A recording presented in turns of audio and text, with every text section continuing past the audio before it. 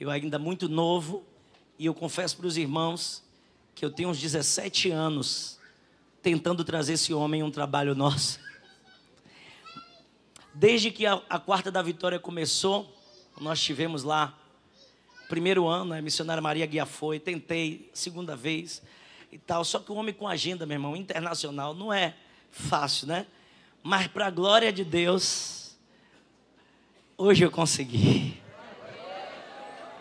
E graças a Deus, ele disse: bispo, eu tenho disponibilidade na primeira semana de janeiro, eu vou estar descansando, tranquilo.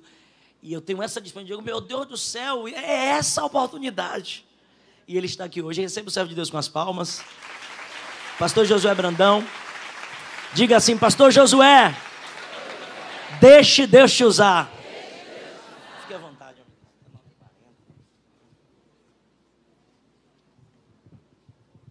Meus amados, a graça e a paz do Senhor Jesus. Todo mundo bem? Provoca seu vizinho aí e diz para ele: que bom que você veio. Aleluia. Agora eu quero desejar para o seu coração feliz 2025. Que esse seja um ano de bênçãos sobre medida sobre a sua vida. E eu estou, em nome do Senhor, declarando sempre que este é ano de plantar e colher. Que Deus traga para o seu povo uma grande colheita e que a sua palavra e as suas promessas sejam cumpridas e concretizadas em nossa vida. Algumas previsões dizem que o ano não será bom. Mas eu estou me apegando a Daniel capítulo 11, versículo 32, quando a Bíblia diz que em meio à crise, o povo que conhece o seu Deus será fortalecido. Amém? Que alegria estar nesta casa esta noite. O pastor Wagner disse que tenta me convidar há quanto tempo? 17 anos. Eu só lembro de ter sido convidado por ele uma vez. 17 anos atrás, né? Aliás, duas, porque ano passado ele esteve em Feira de Santana com a gente num culto. E aí chegamos a marcar que eu viria no mês de setembro, né? E terminou não dando certo, mas eu fiquei na memória com o compromisso. E aí, mês passado, eu entrei em contato com ele e disse: estou aqui organizando, é um dia que eu naturalmente não vou pregar. Hoje eu teria, inclusive, uma reunião de empreendedores da nossa igreja, mas falei com ele: se você me aceitar, eu vou aí para a gente estar junto e eu fechar essa fatura, né? E é uma alegria estar aqui com os irmãos. Eu demorei um pouquinho, entre outras razões, porque matuto do interior, irmão, dirigindo na capital, vai errar o endereço, vai se perder. E eu acho que o Waze faz de propósito. Quando descobre que você não sabe para que direção está indo, aí ele resolve esculhambar. Mas graças a Deus, quando cheguei ali embaixo, o pastor falou: o senhor chegou na hora certa. Eu disse: da bênção apostólica. Não, é hora da palavra.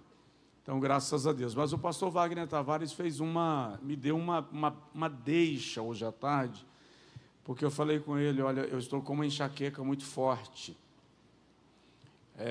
Ontem nós falamos, eu disse a ele que eu estava bem, mas hoje a enxaqueca veio. Ele falou: o senhor vem para fazer uma oração pelo povo e está tranquilo, então eu vou fazer só uma oração e vou embora.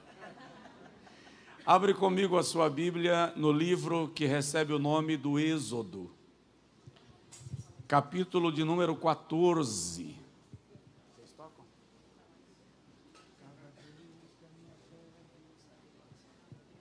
Cada vez que a minha fé é provada, tu me dás a chance de crescer um pouco mais. Nas montanhas e vales, desertos e mares que atravesso me levam para perto de ti. Minhas provações não são maiores que o meu Deus e não vão me impedir de caminhar. Se diante de mim não se abrir o mar, Deus vai me fazer andar por sobre as águas, rompendo em fé. Minha vida se revestirá do teu poder, rompendo em fé. Com ousadia vou mover o sobrenatural, vou lutar e vencer, vou plantar e colher. A cada dia vou viver rompendo em fé.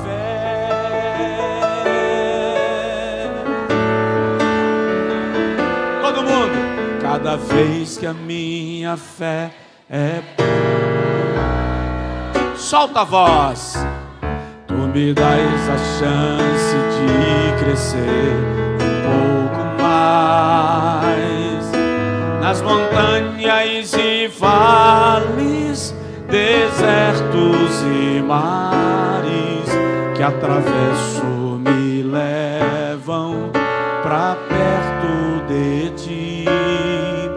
Minhas provações não são maiores que o meu Deus e não vão me impedir de caminhar. Se diante de mim não se abrir o mar, Deus vai me fazer andar por sobre as águas, rompendo em fé. Minha vida se revestirá do seu poder, rompendo em fé.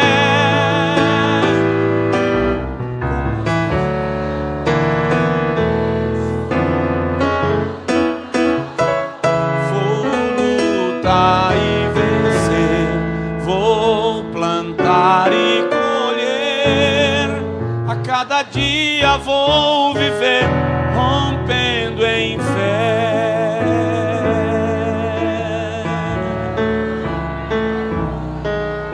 Aleluia. Aleluia. Eu estava procurando para ver se o encontrava. Eu achei ali, Orlando. Deus abençoe. Orlando é um amigo em comum que nós temos, né, pastor Tavares?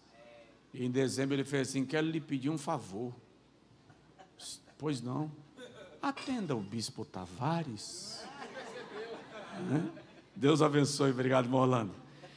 Êxodo capítulo de número 14, versículo de número 15.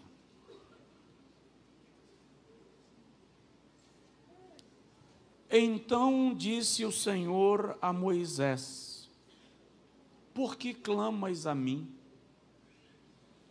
Dize aos filhos de Israel que marchem. Dá um toque no irmão que está do seu lado e diz para ele assim: não desista.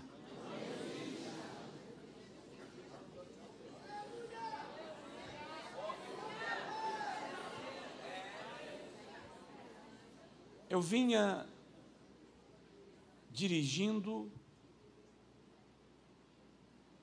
e desenvolvendo a mensagem que vou compartilhar com vocês essa noite.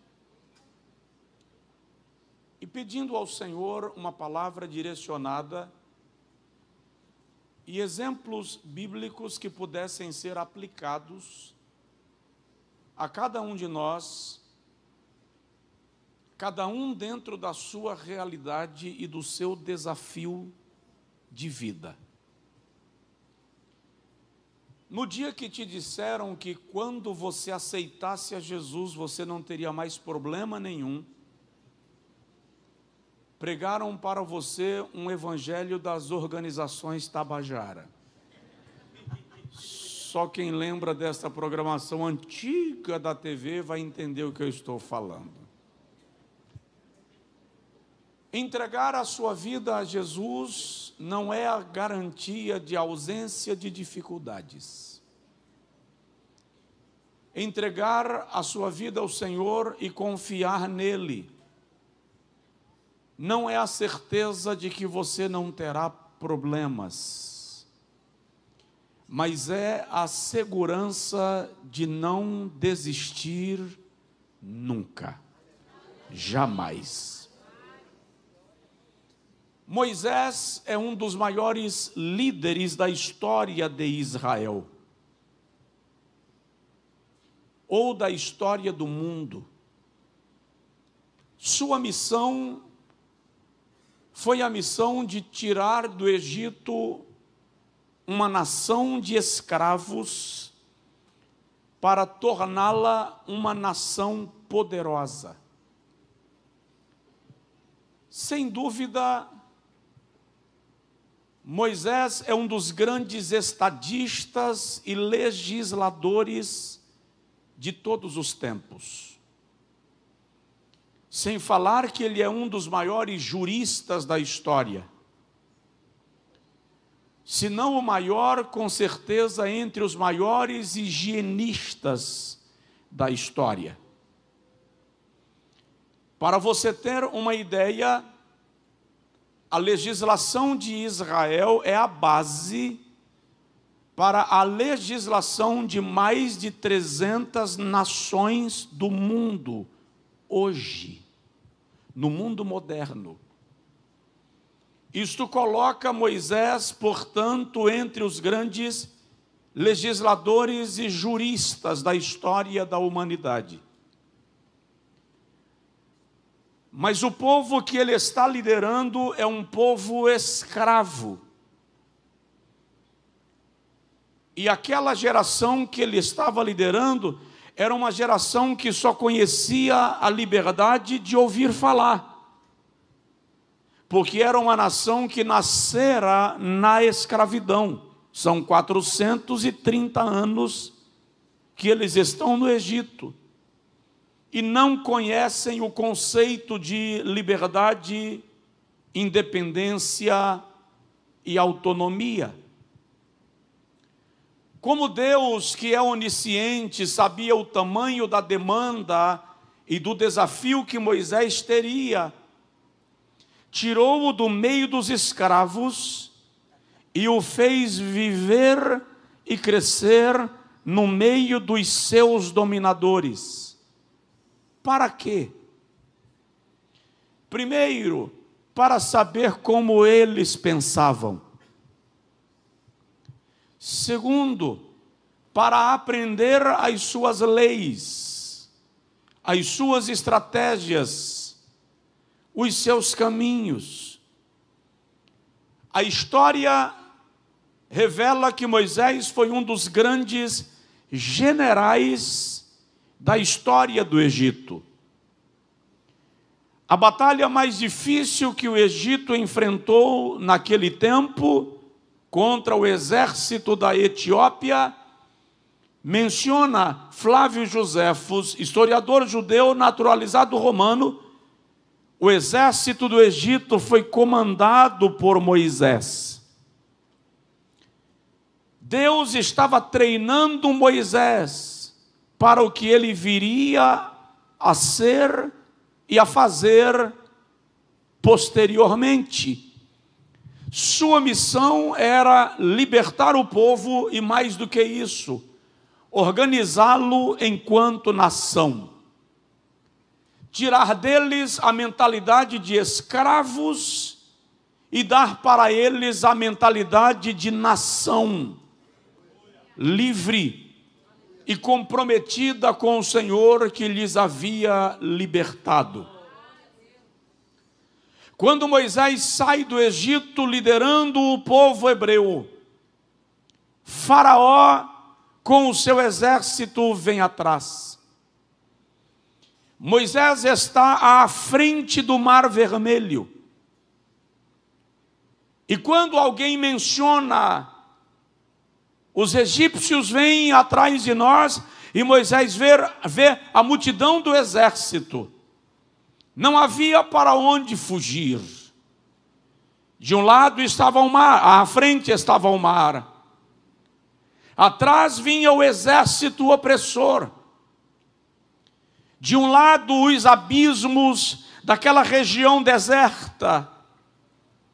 Do outro lado, os paredões rochosos. E diga-se de passagem, Moisés está liderando não um grupo de homens guerreiros, ele está liderando um grupo de aproximadamente 2 milhões de pessoas, escravas, entre eles mulheres e crianças, idosos. Uma guerra naquele cenário seria um massacre. Quando você não sabe o que fazer, o que fazer?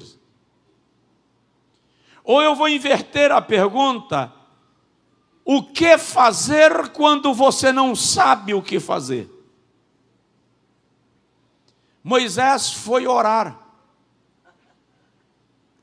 E na experiência de Moisés, há uma lição clara. O Senhor diz: por que você está clamando a mim? Manda o povo marchar. Provoca seu vizinho e diz para ele assim: existe a hora de orar e a hora de marchar. E aquela não era mais hora de orar.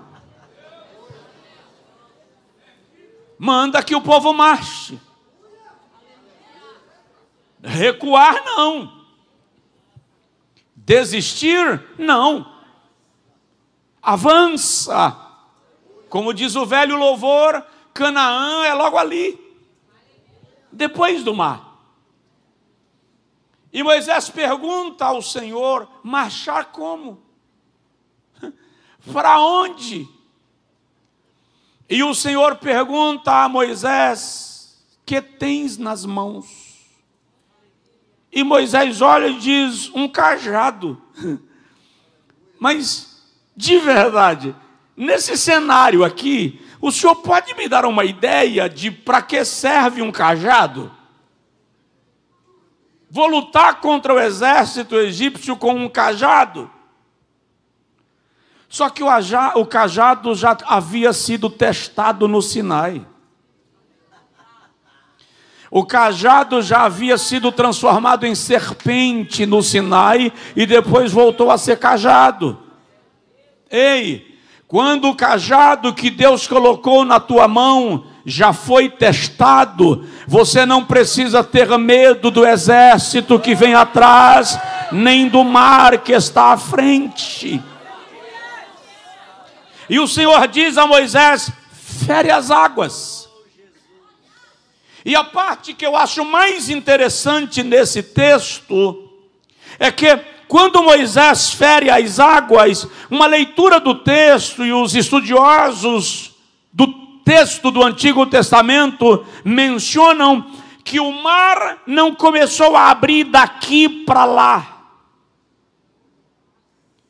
O mar não abriu do lugar onde ele feriu as águas para ir abrindo e o povo vendo. Não. Moisés feriu as águas aqui e aqui não aconteceu nada. O mar começou a abrir de lá para cá. Deixa eu te explicar. O fato de você não estar vendo nada não significa que Deus não já está fazendo alguma coisa. Aleluia. Ele só está trabalhando de modo que você não percebe. Até porque, se você percebe o mar abrir, o exército que vem te perseguindo também percebe. Aí eles aceleram. Então o Senhor abre de lá para cá, porque eles continuam aqui sem perceber o que está acontecendo. E de última hora uma abre e você entra para atravessar a pés enxutos. Então dá uma sacudidela no vizinho de leve e diz: não desista.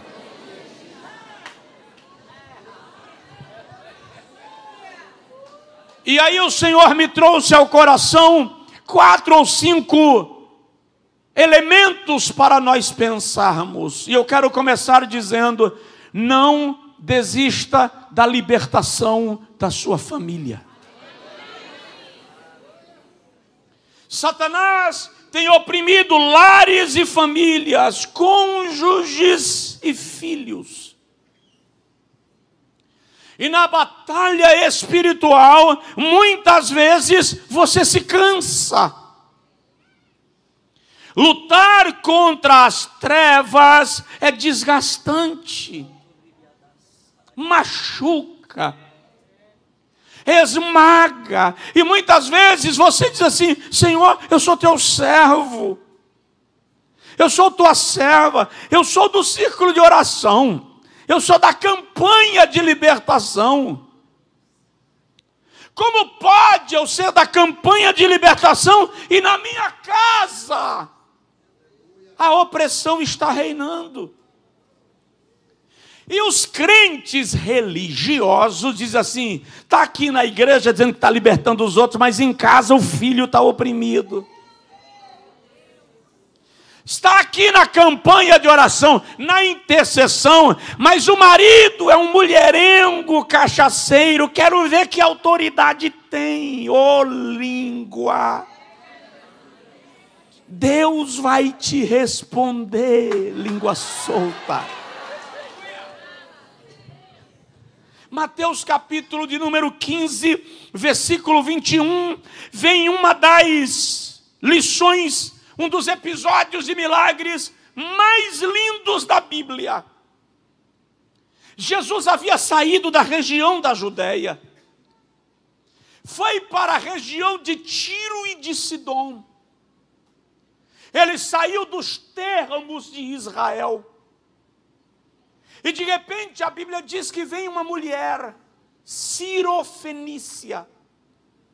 Preste atenção, como Cirofenícia, ela não era judia. Ela não era da descendência de Abraão, era uma mulher de civilização grega. E ela vem dizendo e gritando: filho de Davi, tem misericórdia de mim, porque a minha filha está miseravelmente endemoniada. A expressão miseravelmente indica que a menina estava definhando. Satanás estava matando a menina aos poucos. O evangelista Marcos, quando narra esse episódio, diz que a mãe deixou a filha em casa amarrada para vir encontrar Jesus. Olha o nível. Quando ela grita e diz: tem misericórdia de mim, o texto diz assim: ele, porém, não lhe respondeu palavra alguma. É muito ruim orar e não ouvir nada da parte de Deus. Aí você vem para o culto do janeiro profético. É janeiro profético?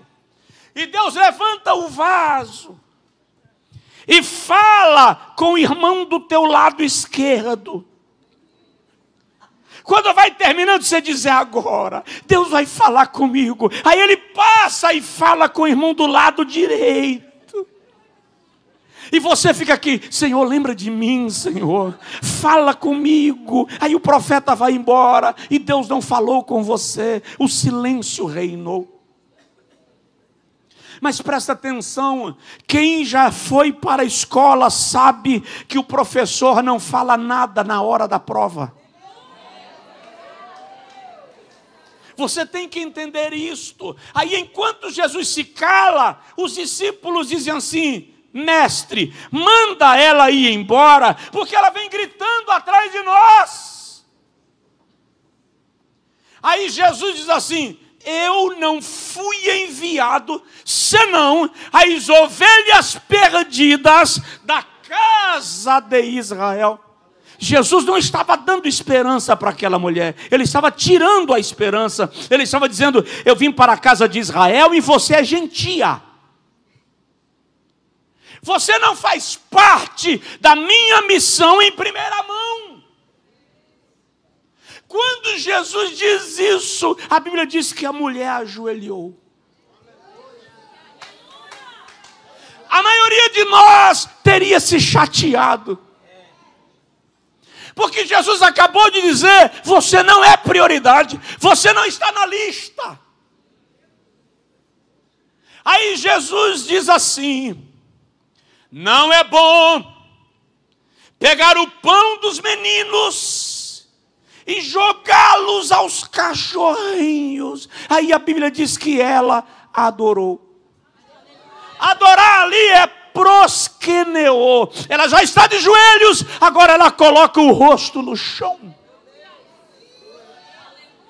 E do chão ela diz: eu sei, Senhor, que não é bom dar o pão dos meninos para os cachorrinhos, mas eu também sei que os cachorrinhos comem das migalhas que caem da mesa dos seus donos.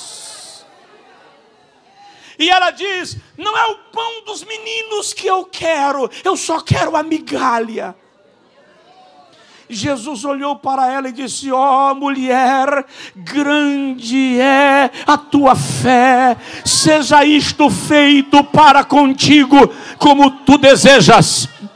E a Bíblia diz que desde aquela hora sua filha ficou liberta. Não desista da libertação da sua família.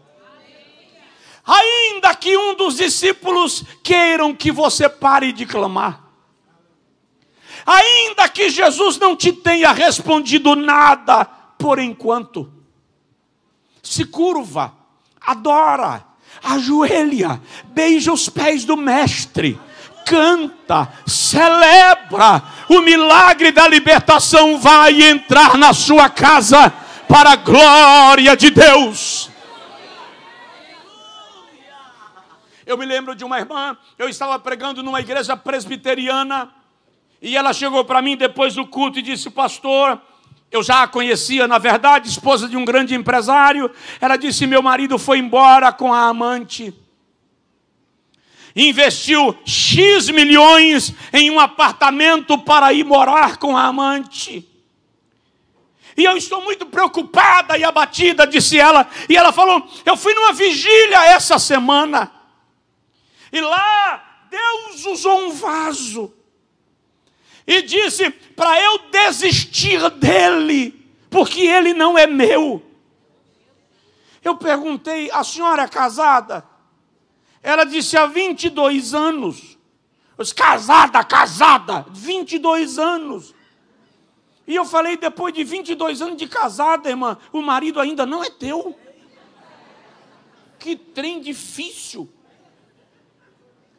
Eu disse a ela: vamos fazer o seguinte, chamei o casal de pastores da igreja, são meus amigos até hoje, isso tem muitos anos. E eu disse a ela: nós vamos entrar numa campanha de oração. E nós só vamos parar quando o seu marido chegar aqui na igreja e aceitar a Jesus como Salvador. Eu ainda brinquei e falei assim: e ele não vai levantar uma mão, ele vai levantar as duas, porque uma só não serve.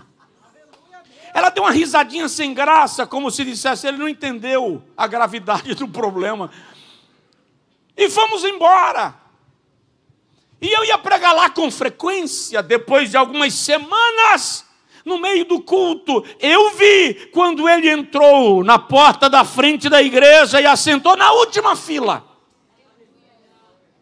E eu preguei. E na hora da pregação fiz o apelo e ele ficou em pé com as duas mãos levantadas. Na hora eu pensei, Jesus ouviu a brincadeira e gostou, porque tem brincadeira que Jesus pega ao pé da letra e leva a sério. Ele veio à frente para receber a oração, ela não veio, porque ela disse, para ele não pensar que eu já estou me aproveitando da disposição dele de entregar a vida a Jesus. Terminou o culto, ela saiu logo pela porta da lateral para ir embora. Quando ela funcionou o carro e engrenou a primeira marcha, ele estava em pé na frente da caminhonete. Ela parou o carro, o coração querendo sair pela boca. E ele se aproximou, ela baixou o vidro. Ele perguntou, posso voltar para casa hoje? Hoje ele é o vice-presidente daquela igreja.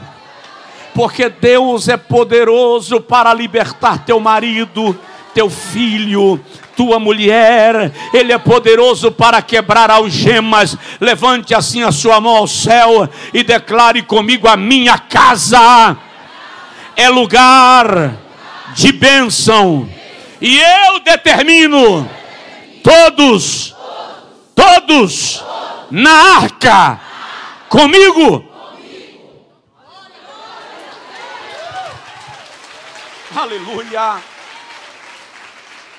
Não desista da libertação da sua família. Segundo lugar, não desista do seu milagre. Vai ter alguém que vai criticar o pedido que você está fazendo para Deus. Mas vamos lá, Marcos capítulo 10, um texto extremamente conhecido, versículo 46 a 51. Jesus está saindo da Galileia, indo para a Judeia. Presta atenção, essa é uma viagem de aproximadamente 195 quilômetros, subindo, feita, obviamente, naqueles dias, a pé. Era uma viagem que demorava entre 7 e 10 dias. No meio do caminho da Galileia, em Cafarnaum, para a Judeia, em Jerusalém, estava Jericó. Mas não era necessário entrar em Jericó para seguir viagem. E o fato é que a história diz que Jesus só entrou em Jericó aquela vez. É a sua última ida para Jerusalém. Ele vai morrer nessa viagem. E ele resolve entrar em Jericó. É nessa viagem que ele dorme na casa de Zaqueu. É nessa viagem que ele encontra o jovem rico. E havia duas cidades chamadas Jericó. A cidade velha, que ficava mais ou menos 6 quilômetros antes da cidade nova. Só que a cidade velha estava em ruínas nesses dias. Quem morava nela? Os marginalizados, os leprosos, os doentes, aqueles que não eram bem vistos pelos sacerdotes e pelos escribas. Quando Jesus vai passando pela velha Jericó, alguém grita, filho de Davi, tem misericórdia de mim. Alguém olha para ele e diz, cala a boca, cego. E ele grita, filho de Davi, tem misericórdia de mim. E alguém diz, cala a boca, que ele não vai te ouvir. O detalhe é que já havia um clima de perseguição. Jesus estava sendo perseguido, o Sinédrio já estava procurando uma oportunidade para matá-lo. Então os apóstolos estavam assim, cala a boca, não deixa ninguém saber que Jesus está passando aqui. Sabe quando você colocou o neném para dormir? E alguém chega na casa, boa noite! E você diz, oh, falta de educação, meu Deus do céu. Então os discípulos já estavam naquele clima de medo, de pavor. Cala a boca. Então imagina alguém chegar lá, cala a boca, fala baixo. E ele grita, filho de Davi, Sabe qual é o problema? A dor é tua. O problema é teu. Então só você sabe a intensidade com a qual você precisa gritar. Vão julgar a tua oração. Vão julgar as tuas lágrimas. Vão julgar a tua postura. Mas só quem sofre sabe o quanto dói. Na medida que ele gritava, Jesus parou. E Jesus para e diz assim: trazei-mo. Sabe o que é interessante aqui? É que os historiadores dizem que esta frase, trazei-mo, foi dita exatamente para quem havia mandado que ele calasse a boca. Ou seja, quem duvidou do teu milagre vai ser mensageiro de que Jesus está te chamando. Quem duvidou da tua chance vai ser o primeiro a ouvir Jesus dizendo: traze-o para cá. Aleluia. Desistir jamais. Eu vou falar de novo o verbo e você conclui a frase: desistir. Não desista da libertação da sua família. Não desista do seu milagre. Não desista da cura. E presta atenção, sempre vai haver alguém para censurar e questionar você. E às vezes,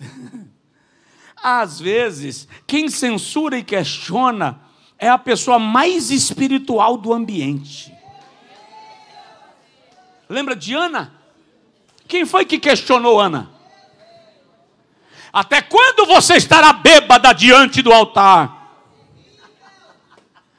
Aí Ana diz assim: eu não estou bêbada, meu Senhor, porque não sou filha de Belial. Em angústia de alma tenho me derramado perante o Senhor. Não desista. Terceiro lugar, vou agilizar para a gente não passar do horário mais do que o suportável. Em terceiro lugar, não desista do seu casamento. Olhe para a pessoa do seu lado, diga assim: não desista da sua família. Preste atenção. Está na moda vender na internet família perfeita. Está na moda. Mas vamos lá. Quantas mulheres aqui têm marido? Levanta a mão. Aleluia. Quantas casaram com um querubim? Levanta a mão.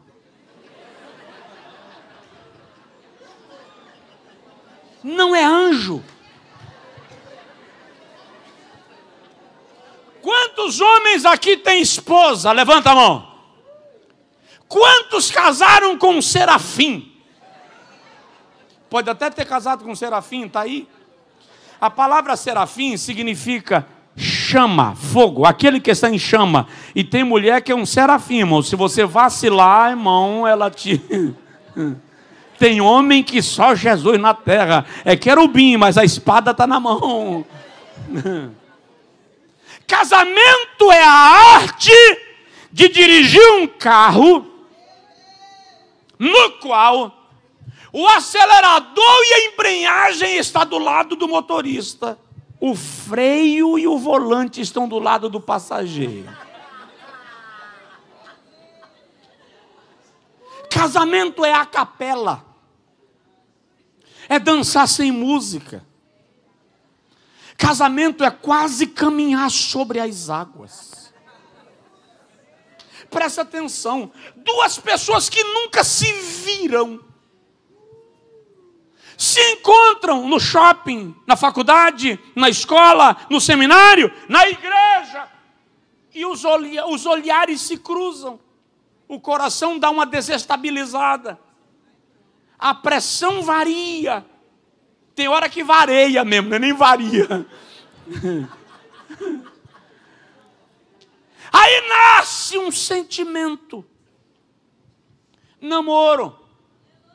Noivado. Acontece que no namoro e noivado você não enxerga a caspa caindo no colarinho. Você não sente cheiro de chulé. No namoro e no noivado você não vê a gaveta do guarda-roupa dele. A porta do guarda-roupa dela. É um encanto de uma presença. Casou. Duas figuras criadas em ambientes diferentes, com modelo de educação diferentes, com padrão de vida diferente, cultura diferente, personalidade e temperamento diferentes, resolveram viver dentro do mesmo quadrado. Eu atendi um casal na época da pandemia, que ele disse: pastor, eu não quero mais a minha mulher. Eu disse: qual o problema, irmão? Pastor, todo dia eu saio de casa às 5 da manhã e vou trabalhar e chego às 7 da noite. Ela sai de casa meio-dia para trabalhar e chega em casa às 8, 9 da noite. Estava lindo assim. Mas agora, pastor, na pandemia, eu acordo e vejo a mulher. Eu passo o dia com ela dentro de casa. A gente vai dormir se vendo todo dia, o dia todo. Eu não suporto mais. Eu disse a ele: tá aí, o nome disso é casamento.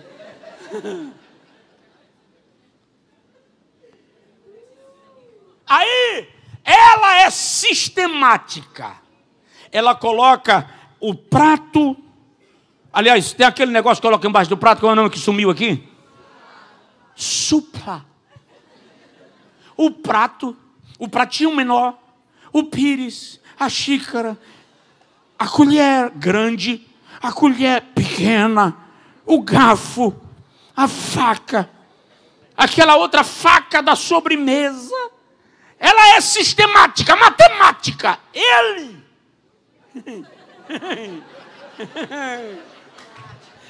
pega a colher. Aí com a colher ele pega o arroz, pega o macarrão, pega a carne.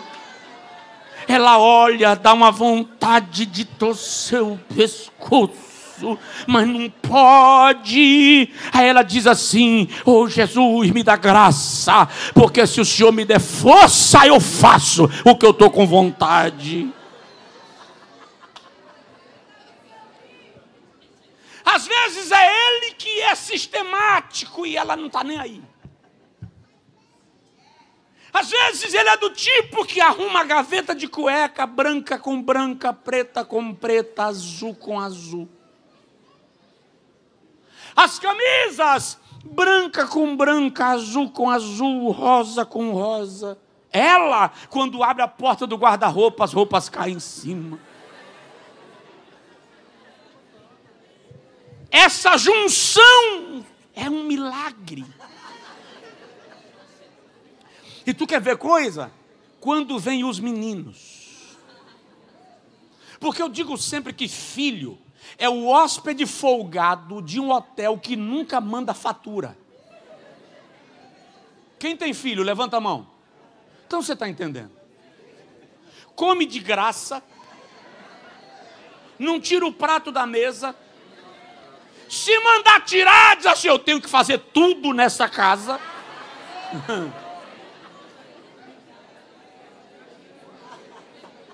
Se você deixar, não levanta nem para buscar água. Incrível isso, e detalhe, e chega uma idade que só quer aquela calça, aquele tênis. Se você colocar a calça dele na calçada, a calça vai sozinha para a escola. E detalhe, só gosta de suco de manga. Tem 200 sucos na mesa, mas ele diz: não tem nada para beber nessa casa. Isso só acontece na minha casa, não? Aí você tem que se virar e fazer suco de manga. Um dia, o suco de manga está na mesa, aí quando você vai colocar, ele faz assim: não suporto suco de manga. Aí você diz assim: como assim? Você só toma suco de manga? Não gosto mais. Eu gosto de suco de uva. E quer saber o que é interessante? Daqui um dia aquela menina linda, que você cuidou com lacinho, sapatinho, perfuminho. Um dia ela vai chegar perto de você e vai dizer assim: papai, eu te amo. Mas eu também amo alguém. E eu queria trazer aqui. Aí você diz assim: Jesus, eu consagro agora o meu taco de beisebol. Ai, hoje eu vi um vídeo de uma moça que chega para o pai e diz assim: papai, eu gostaria que meu namorado viesse dormir aqui em casa. Ele fala: que conversa é essa? Mas papai, a gente está em outros tempos. Ele fala: tá, não quero discussão não. Tá bom. Daqui a pouco, no vídeo, aparece ele cobrindo a filha, dá um beijo, abençoa, e a menina diz: dá uma olhadinha se fulano não está com frio. Aí o vídeo mostra quando ele sai de dentro de casa, vai para o quintal, está o rapaz dormindo na grama do quintal, e ele diz assim: fulana mandou perguntar se você está com frio. Aí o rapaz diz assim: sim, eu estou com frio sim. Ele fala: tudo bem, daqui a pouco amanhece, o sol esquenta. E o detalhe é que quando casa e vai embora, você sofre da síndrome do ninho vazio. E você quer que todo domingo ela venha almoçar em casa e traz mais uma boca para comer de graça. E se não vier, você liga para saber por que não veio. É assim ou não é? É isso. Isso é casamento. E a sogra? Quem é sogra aqui? Levanta a mão. Aleluia. Dá uma olhadinha para a pessoa do seu lado e diz assim: se você tiver sogra, cuide bem. Cuide bem. Deixa eu falar uma coisa que as minhas poucas pesquisas me mostraram. Sogra raramente tem problema com genro. Sogra, quando tem problema, é com a nora. Porque a sogra olha para o genro e diz assim: Deus me deu um filho. A mesma sogra olha para a nora e diz assim: tomou meu filho. Aí ela diz assim: meu filho gosta da calça passada de tal jeito e o vínculo aqui no meio. Ele gosta de macarrão com molho. Meu filho gosta de feijão mais temperado. A nora morre com isso. Mas deixa eu te falar, o nome disso é casamento. Tem problemas. Existem 4 ou 5 dias no mês que ela muda de planeta. Ela vai em algum planeta e toma uma injeção de TPM. Chora fácil, briga fácil, ri fácil, está sensível. Mas ele também tem. Já foi descoberto que o homem tem um fenômeno chamado SHI. Síndrome do homem irritadiço. A diferença é que o ciclo menstrual da mulher segue um padrão sistêmico, tanto que existe o fenômeno da tabelinha. Mas o SHI não tem regra, pode acontecer e variar a qualquer hora do dia ou da noite. SHI.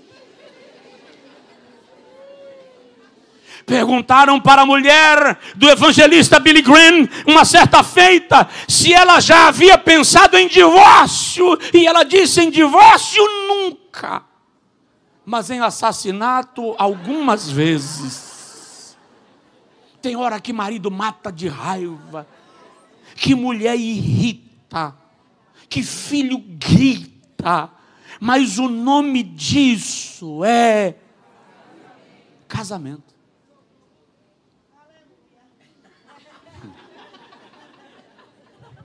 E não é uma brincadeira. Eu tenho uma mensagem, está no YouTube, depois você procura e assiste. O tema da mensagem é: casamento é mais espiritual do que físico. Casamento não é o papel que você assinou na frente de um juiz, de um pastor, de um padre. Casamento é uma aliança, antes de tudo, feita em Deus. Vocês terão problemas, impasses, adversidades, desencontros, trombadas muitas vezes, mas aquele que transforma a água em vinho está vivo. Convida ele na tua casa, que ele vai fazer milagre no teu lar. Desistir jamais. Diga comigo, pastor Josué. Termina. Tem que terminar. E é incrível que à medida que eu vou pregando para vocês, eu vou lembrando de coisas. E a gente poderia pregar os 12 dias do janeiro profético lembrando de exemplos que não desistiram. Então eu vou concluir com um fato. Não desista de cavar poços. Diz aí para o seu vizinho: não desista de cavar poços. Gênesis 26. Abraão morreu. Deixou para Isaque uma herança. Poços. Mas a Bíblia diz que o povo de Abimeleque chegou para Isaque e disse: essa terra que você habita é nossa. Então esses poços não podem ser teus. E eles entulharam os poços de Isaque. Jogaram terra, pedra, entulho. Isaque poderia ter brigado, porque o poço era dele. Mas a Bíblia diz que ele reuniu as suas coisas e foi embora para o deserto.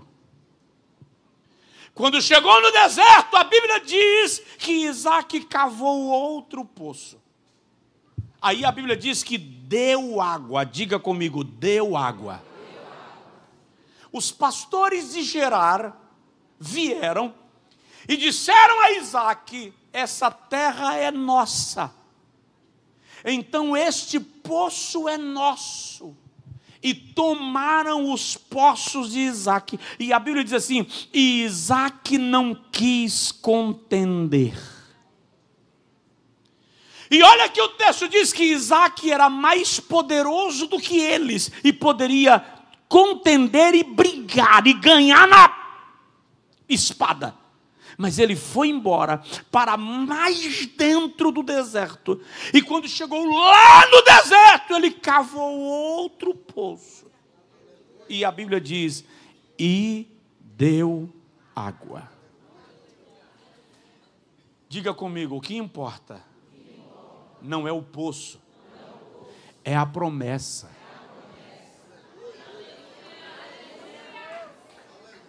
Aí os pastores de Gerar vieram e disseram a Isaque: você está muito perto de nós. Nós não queremos você aqui perto. Vamos entulhar o teu poço e vai embora. Entulharam o poço de Isaque a terceira vez. E ele foi embora para mais dentro do deserto. Aí a Bíblia diz que ele chegou lá e cavou outro poço. E não.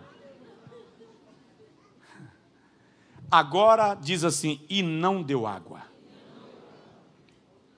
E o texto diz que todos os dias Os servos de Isaque chegavam para ele e diziam: Senhor, não encontramos água.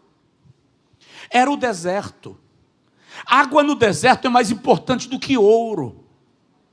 Porque é questão de vida, é questão de sobrevivência. O gado, o rebanho. O texto diz que Isaque tinha muita gente a seu serviço e muito rebanho. A ausência de água vai virar tragédia. Aí a Bíblia diz que Isaque começou a se inquietar com aquilo. Sabe o que ele fez? O que a maioria de nós não está disposta a fazer. Mandou chamar Abimeleque. Quem é Abimeleque? O cara que tomou o primeiro poço. Diga comigo, mandou chamar. Abimeleque veio. E quando Abimeleque veio, a Bíblia diz que Isaque fez um banquete para Abimeleque. Fez um churrasco. Pastor, o senhor quer que eu faça churrasco para o cara que roubou meu poço? Diga comigo, chamou. Banqueteou. No meio do banquete, a Bíblia diz que Isaque deu presentes para Abimeleque. Diga comigo, chamou, banqueteou, presenteou.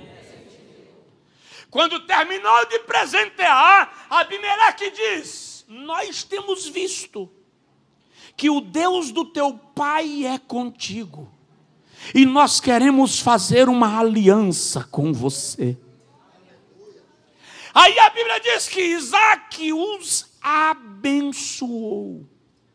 Diga comigo, chamou, banqueteou, presenteou, abençoou. E quando Isaque abençoou Abimeleque, a Bíblia diz que Abimeleque foi embora e eles foram despedidos em paz. Algumas versões dizem, liberou em paz. Então, para quem prega, tem um esboço aí. Diga comigo, chamou, banqueteou, presenteou, abençoou e liberou. Está escrito assim: e tendo Abimeleque acabado de sair, os servos de Isaque chegaram e disseram-lhe: Senhor, encontramos água. Mas agora é diferente, porque o texto diz assim: e são águas vivas. Sabe o que é água viva ali? A nascente de um rio. O que Deus está dizendo para Isaque é: entulharam tanto o teu poço, que eu vou te dar um rio. E eu quero ver quem consegue entulhar rio. Aleluia. Sacode o vizinho e fala com ele: não desista de cavar poços. O Senhor deu um rio. Presta atenção. Mas não é todo mundo que pode ter rio. Pergunta para o seu vizinho: você pode ter rio? Porque não é todo mundo. Ismael, irmão de Isaque, filho de Abraão com Agar, a Bíblia diz que ele se tornou flecheiro para guardar o poço da sua mãe. Só pode ter rio quem está disposto a compartilhar o que recebeu. Quem aprende a atirar dardos só para não compartilhar o que Deus lhe deu, vai ter que se contentar com o poço. Deus não vai lhe deixar morrer de sede, Ele vai lhe dar água, Ele vai abrir um poço no fundo da sua casa.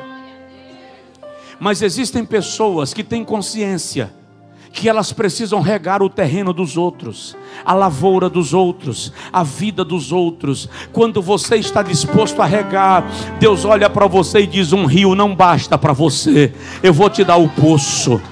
Só que o poço é duro de chegar. Por quê? Porque você vai ser expulso uma vez, 2 vezes, 3 vezes. Por quê, pastor? Porque Deus está te levando para o lençol freático. Deus está te levando para a nascente. Deus está te levando para o lugar onde a água jorra. Só não desista de cavar poços. Fica de pé, por favor, quem puder. Eu quero orar contigo. É a primeira quinta da campanha. É a segunda quinta da campanha. De novo, diga comigo: desistir jamais. Eu falo a primeira palavra, você fala a segunda: desistir. Olha para o seu vizinho e repete essa frase para ele, para ela.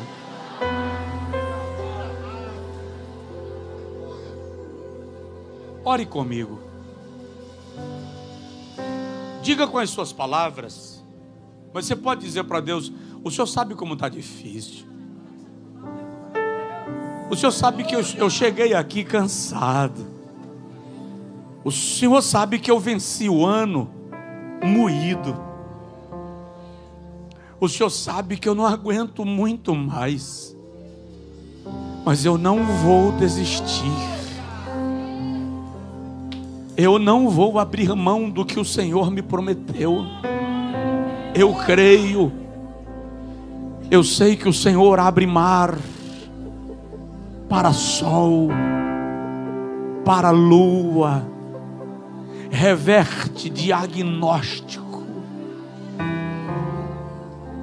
Deus é poderoso para dar a resposta para o seu coração. Faça um pacto com Deus agora. Eu não sei qual é a sua questão, e eu saber muda pouco. Mas coloca diante de Deus a tua questão e diz para Ele assim: Senhor, eu não vou desistir. Eu sei que o Senhor talvez não faça do jeito que eu espero, mas o Senhor vai fazer melhor do que eu desejo. Eu sei que o teu método é diferente do meu. O teu tempo é diferente do meu. Os teus pensamentos não são iguais aos meus. Mas eu sei que o Senhor vai fazer. E eu vou cantar o hino da vitória. Se for possível, estenda assim a sua mão comigo. E diga comigo: Senhor, enche as minhas mãos de brasas acesas. Agora estenda a sua mão em direção à pessoa do seu lado. Não precisa tocar nela se você não tiver proximidade. Apenas estenda a mão. E diga para o Senhor: eu vou parar de orar por mim um pouco e vou orar pelo meu irmão. Agora ore pelo irmão do seu lado. Ore pela irmã que está do seu lado. Interceda por ele, interceda por ela.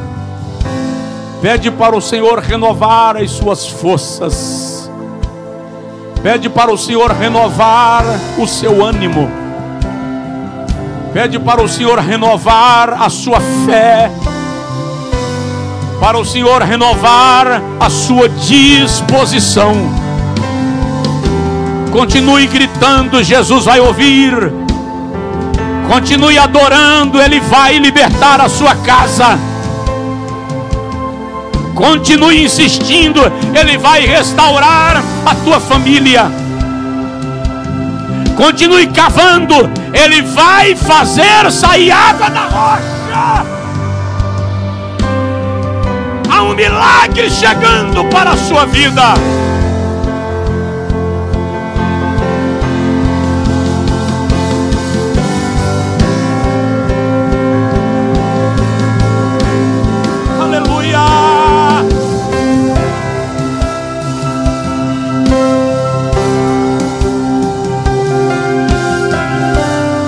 Não desista. Não desista. Não desista.